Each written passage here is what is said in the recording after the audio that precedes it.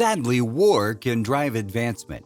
During World War II, the world's significant forces put their focus on propelling innovation, medication, and communications in order to be efficient and being fearsome in battle.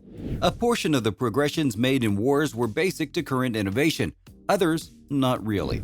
Here's a glance at probably the most odd, futile, and outright crazy weapons created and used by the military. Number 1. A ship-mounted aerial mine rocket launcher. The unrotated projectile rocket launcher was an especially ill-conceived anti-aircraft measure. Created to protect ships from enemy planes, the unrotated projectile was fired from a ship, and upon reaching 1,000 feet in elevation, it would explode and disperse mines attached to parachutes via 400 feet of cable. The general idea was to create an aerial minefield wherein enemy planes would become ensnared in the mess of cables, pulling the mines into their fuselages and downing the plane. However, the mines, links, and parachutes were all effectively noticeable, and adversary pilots experienced no difficulty hovering above or beneath the elevated minefield. The undetonated mines would then be helpless before the breeze, and they would frequently skim down toward the British ships that terminated them. It's totally understandable that this framework harmed or executed a larger number of British than adversaries because of mishaps. Number 2. Suicide bomb dogs. In 1942, Hitler's Nazi infantry invaded Soviet Russia with German Panzer tanks. The Russians, who had used military dogs since 1924, sought to turn their canine soldiers into anti-tank mines by strapping explosives around the dogs' bodies. During training, the dogs were starved and let loose on stationary Soviet tanks that had food hidden under them. Once the dogs were underneath the tanks, they were then trained to pull a detonator cord with their teeth. However, most dogs were unable to comprehend or execute the task, while the sights, sounds, and smells of battle raged around them. The dogs would usually turn around and run toward their Russian handler, only to be shot and killed on sight. Number 3. The vomit gun. Recall the 6 sticks utilized by police in the film Minority Report? The sticks would cause anybody they contacted to vomit. In all honesty, a genuine vomit gun has been developed in real life. In 2007, the U.S. Naval Force marked an agreement with an organization called Ivacon to build a weapon that utilizes radio recurrence to affect an individual's feeling of hearing and balance. Anybody hit by the regurgitation firearm promptly encounters serious movement disorder and hurls. Simultaneously, the Department of Homeland Security Science and Technology Department drew in an organization called Intelligent Optical Systems to build up an LED incapacitator that radiates a quick pulse of various lights to cause dizziness, migraines, and vomiting. Similarly, as with different weapons on this rundown, the vomit gun is seen as a non-deadly method for quelling individuals and acquiring the high ground on adversary soldiers. Also, likewise with numerous weapons on this rundown, the vomit gun is, by all accounts, a situation where sci-fi has gotten up to speed to science, actually. Number 4. The V3 cannon. The V3 was the unnecessary younger sibling to the V1 and V2 rockets that pulverized London during the Blitzkrieg.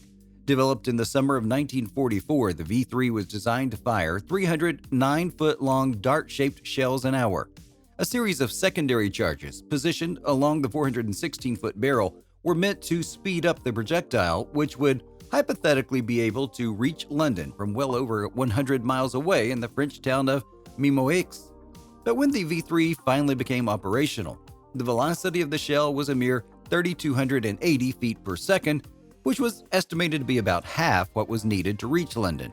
Hitler had authorized the production of 50 of these weapons, but before the original plans for the V3 could be implemented, Allied forces bombed and destroyed the gun, despite Germany's best efforts to hide the munitions under haystacks. In the end, only 2 miniature, well, if you can call 150 feet long miniature, versions of the gun became operational with only a few shots ever fired to an unknown effect. Number 5. The railgun. The U.S. Naval Force is building up an electromagnetic railgun that can discharge a shot quicker than the speed of sound. Officially known as the 8 megajoule electromagnetic railgun, this shipboard weapon can take shots at Mach 8, which is multiple times quicker than the speed of sound. What might such a weapon actually be utilized for? Well, the Navy intends to use it to ensure warships and as against airplanes and hostile to rocket weaponry. Nonetheless, so incredible is the railgun that it can possibly likewise dispatch a spaceship into space. What's more, the railgun can also shoot on a whole war zone from seaward. The railgun is controlled inside by a gadget called a motion capacitor, which was the name of the gadget that fueled the DeLorean time machine in the film Back to the Future, an instance of science meeting fiction. Number 6. The quantum stealth. Recall the film Predator? Remember how the Predator had the option to utilize undetectable secrecy innovation to mix into the wilderness climate around him, and how when he moved it seemed as though the actual wilderness was moving? Indeed, that innovation is presently in the high-level phases of advancement by the U.S. military, called quantum stealth. This innovation camouflages people by bending light around the object that it is hiding. Furthermore, the outcome is that individuals and items in a real sense go undetectable to the unaided eye. The pictures of quantum stealth accessible on the internet are tremendously freaky. The expectation is that the invisible cloaks given by the quantum stealth innovation will empower warriors to penetrate hostile areas without being distinguished, just as dispatch shock assaults and complete deaths. Sounds pretty fantastical. However, what's to come is here, and this innovation is genuine. Number 7. Big Babylon. Sometimes a weapon is outlandish not because of its design, but due to its size. In the 1960s, a British inventor came up with a scheme for a truly monstrous ground-mounted supergun. With a 512-foot-long barrel, the gun was known as Big Babylon and was big enough to be seen from space. Though the plans never got off the ground in the 1960s, the inventor, Canadian Gerald Bull, eventually began working on its development for Saddam Hussein, then dictator of Iraq, in 1988, and then made several prototypes. Ultimately, Bull's dream was to use the guns for launching satellites, and such behemoth guns would have been impractical in true warfare, given how large and immovable they were, according to the BBC. The complete device weighed about 2,100 tons, as the barrel alone weighed 1,655 tons. It was a space gun intended to shoot projectiles into orbit, a theme of Bull's work since Project HARP. Neither of these devices could be elevated or trained, making them useless for direct military purposes, unless some form of terminal guidance could be used to direct the fired projectile onto its intended target.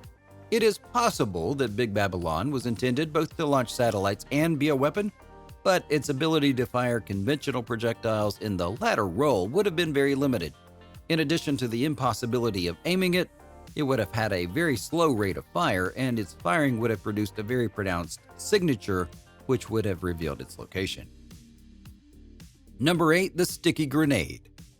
The sticky grenade was yet another outlandish weapon devised by the British during World War II. To use the weapon, soldiers would release a pin that removed the grenade's protective casing, revealing a sticky surface on the weapon that could be used to attach it to enemy tanks.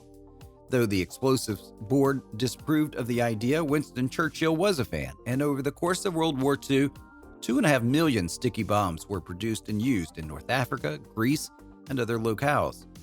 The grenade consisted of a glass sphere containing an explosive made of nitroglycerin and additives which added stability to the mixture and gave it a squashed head-like effect, where the explosive deformed and spread out on the target before exploding. The detonation would be concentrated on a small area, rupturing a thicker armor plate than a more diffuse explosion. The charge was covered in a strong adhesive and surrounded by a sheet metal casing. When the user pulled a pin on the handle of the grenade, the casing would fall away and expose the sticky sphere. Pulling another pin would arm the firing mechanism, and the user would then attempt to attach the grenade to an enemy tank or other vehicle. Letting go of the handle would release a lever that would activate a 5-second fuse, which would then detonate the nitroglycerin. Unfortunately, sticky bombs had a number of design flaws. The grenades often failed to stick to the tanks if they were dirty, but did tend to cling to soldiers' uniforms. This was likely hair-raising in the 5 seconds before the fuse detonated. So, what do you think about these weird weapons used by the military? What do you think of the fact that animals were used as suicide bombers? What do you think of the sticky grenade or the vomit gun? And which weapon do you think is the strangest of them all? Let me know in the comments below. Make sure you do subscribe, and I'll see you next time on the channel.